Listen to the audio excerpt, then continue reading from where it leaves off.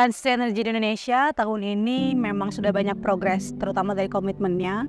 Tapi komitmen aja ternyata nggak cukup, karena implementasinya banyak tantangannya. Mulai dari hal-hal teknisnya, bahkan sampai mungkin konflik of interest juga.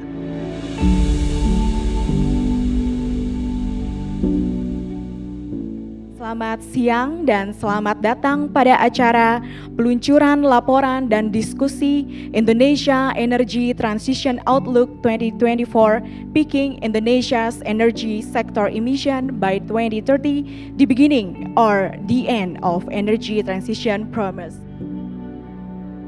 Bumi makin panas dan tahun ini merupakan tahun terpanas sejak era revolusi industri. Rata-rata temperatur global dalam 11 bulan pertama mencapai 1,46 derajat Celcius. Ini jauh lebih tinggi daripada rata-rata temperatur bumi 1850 sampai dengan 1900. Sekarang Kementerian ESDM sedang menyelesaikan Perpres untuk CCS.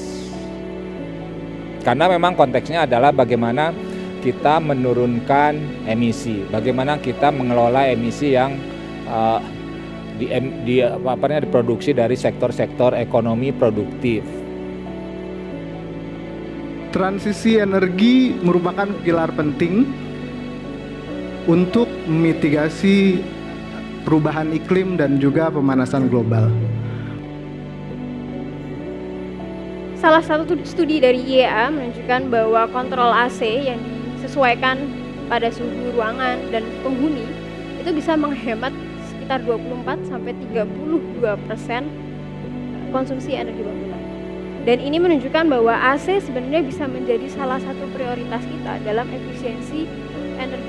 8.586 petajoule.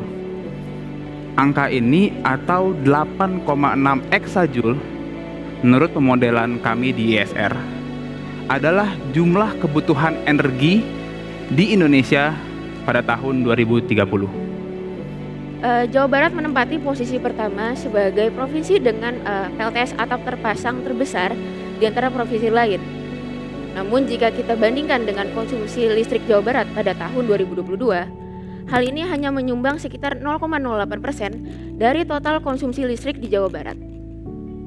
Salah satu chapter yang saya tulis di YETO tahun ini adalah TRF, di mana di sini kami menganalisis 4 dimensi terkait dengan kesiapan transisi energi Indonesia.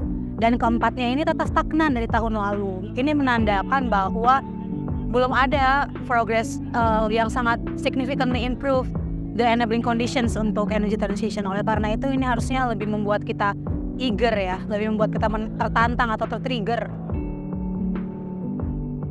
Bila kita melihat alasan kenapa kita harus transisi, sebenarnya international coal financing itu udah practically dies out.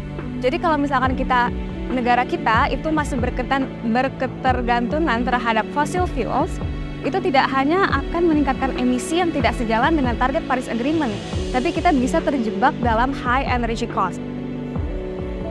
Laporannya cukup komprehensif ya, jadi mengulas dari berbagai macam sudut pandang, misalkan dari global perspektif, kemudian masuk ke sisi supply, data demand dulu, kemudian analisis ke supply dan bagaimana emisi dan sekaligus kebijakan dan dukungan yang diperlukan. Jadi bagus.